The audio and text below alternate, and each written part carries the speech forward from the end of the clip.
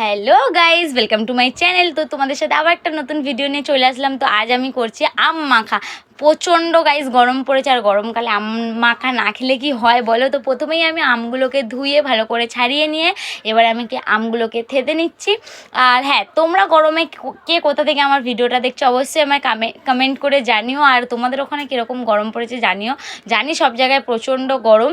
তো যাই হোক, আম মাখাটা করি। আর তোমাদের জিভে কি দেখে জল আসছে? তো ঠিক আছে, তোমরাও বাড়িতে বানিও।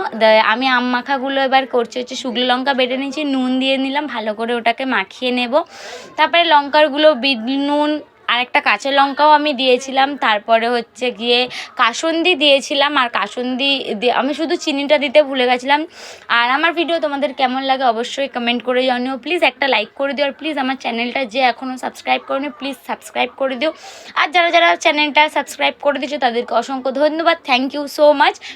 তো যাই হোক, আম মাখা তো হয়ে গেল। আমি এখন ভয়েস দিতে দিতেও আমার জিভে জল চলে আসছে গাইজ। আর দেখো, আমি খেয়ে দেখলাম ভালোই হয়েছিল মাখাটা। আর গরমে তো আম মাখা যে কোনো রকমই ভাল লাগে। তো একটা বৌদিকে দিলাম, বৌদিটাও টেস্ট করে বললো ভালো হয়েছে। তো কেমন লাগলো জানিও। বাই।